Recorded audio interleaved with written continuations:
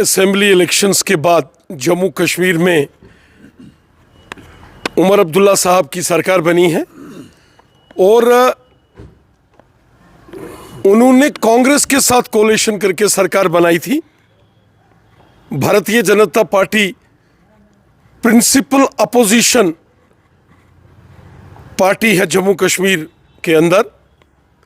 BJP का जो opposition में रोल होता है कि अगर सरकार कहीं कुछ गलत कर रही है या सरकार लोगों की बात नहीं सुन रही, तो उन चीज़ों को लोगों की आवाज़ बन के असेंबली के अंदर और असेंबली के बाहर आवाज़ उठाना भारतीय जनता पार्टी बाखूबी जम्मू कश्मीर की आवाम की बात कर रही है। जम्मू कश्मीर के आम लोगों की बात, गरीबों, मस्कीनों, ज़ईफ़ों, हर शख्स की बात भारतीय जनता पार्टी असेंबली के अंदर और असेंबली के बाहर कर रही है। अब रही बात कोलिशन करने की, तो मुझे नहीं लगता कि श्री उमर अब्दुल्ला साहब को इस प्रकार का कोई बयान देना चाहिए। वो यहाँ इलेक्टेड चीफ मिनिस्टर हैं और कई बार भारतीय जनता पार्टी ने इस बात को दोहराया है कि हम यहाँ अपोजिशन में हैं। प्रिंसिपल अपोजिशन पॉलिटिकल पार्टी है भारतीय जनता पार्टी, और उनको तो कोलिशन की ज़रूरत ही नहीं है। उनके पास अपने 50 से ऊपर एमएलएज हैं। कोलिशन की ज़रूरत तब पड़ेगी उमर अब्दुल्ला साहब को जब उनके नंबर कम हो, जब उनके अपने एमएलएज 50 के ऊपर हैं, कंफर्टेबल मेजॉरिटी के साथ उनकी यहाँ हुकूमत चल रही है और 1 साल अब इस हुकूमत को हो रहा है।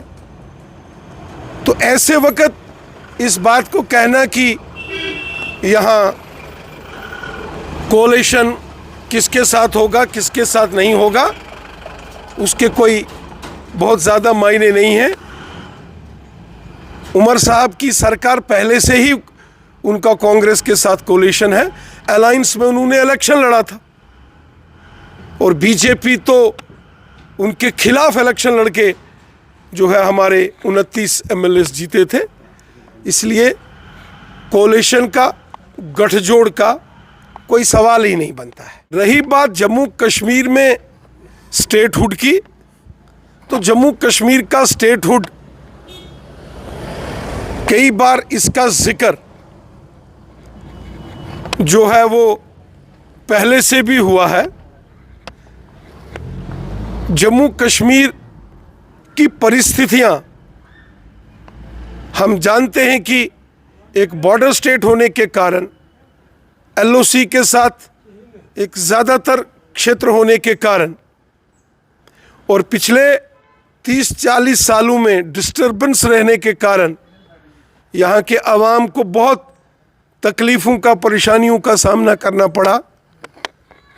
और रीऑर्गेनाइजेशन के बाद जब यहाँ यूटी का गठन हुआ, तो उसके बाद कई बार इस बात को कहा गया है कि यकीनन जम्मू कश्मीर को स्टेटहुड का दर्जा मिलेगा। कुछ सियासतदान सियासी नुक्ते नज़र से बात करते हैं, अच्छी बात है, लेकिन बॉर्डर स्टेट होने के कारण यहाँ सिक्योरिटी थ्रेट्स होने के कारण शायद जो हमारे मुल्क की जो सिक्योरिटी एजेंसीज़ हैं उनको भी कॉन्फिडेंस में लेना बहुत ज़रूरी होता है। जम्मू कश्मीर के लोगों ने पिछले 30-40 सालों में बहुत जुल्म और सितम देखे हैं। जम्मू कश्मीर के लोगों ने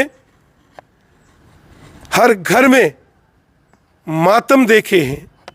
जम्मू कश्मीर के अंदर पिछले 30-40 सालों में जुल्म और सितम देखा है। बड़ी मुश्किल से जम्मू कश्मीर के हालात अब धीरे धीरे मामूल की ज़िंदगी लोगों की अच्छे से गुज़र रही है। अब जम्मू कश्मीर में अमन शांति और खुशहाली की बहाली हम देख रहे हैं। एक ज़माना था कि जम्मू कश्मीर के अंदर तबाही और बर्बादी के मंजर होते थे। एक ज़माना था कि जम्मू कश्मीर में हड़तालों के कैलेंडर निकलते थे। एक ज़माना था कि जम्मू कश्मीर के बाज़ार साल के 12 महीनों में से 10-10 महीने बंद रहते थे। स्कूल, कॉलेज, यूनिवर्सिटीज़ हड़तालों का शिकार हो जाती थी। आम लोगों का कारोबार वादी कश्मीर में बुरे तरीके से मुतासिर होता था हड़तालों के कारण। और पत्थरबाजी जब होती थी, वो मंजर सबने देखे हैं। वो मुश्किल दौर जम्मू कश्मीर के बच्चे बच्चे ने देखे हैं। आज बड़ी मुश्किल से अमन शांति और खुशहाली की ओर जम्मू कश्मीर चल रहा है। और फिर भी जब यहाँ लोग अमन से, सुकून से रहना शुरू करते हैं, फिर कोई ना कोई यहाँ मुसीबत खड़ी हो जाती है। अभी जो सबने देखा कि पहलगाम को जैसे निशाना बनाया गया, दुनिया भर का टूरिस्ट वादी कश्मीर के अंदर था। तमाम कश्मीर के होटल्स 6-6 महीने की एडवांस बुकिंग में थे। यहाँ के टैक्सी वाले, यहाँ के टूरिस्ट गाइड्स, वो कितना खुशहाल जिंदगी जी रहे थे। लेकिन पहलगाम के दहशतगर्दाना हमले ने कश्मीर की इकानमी को सब कुछ बर्बाद कर दिया।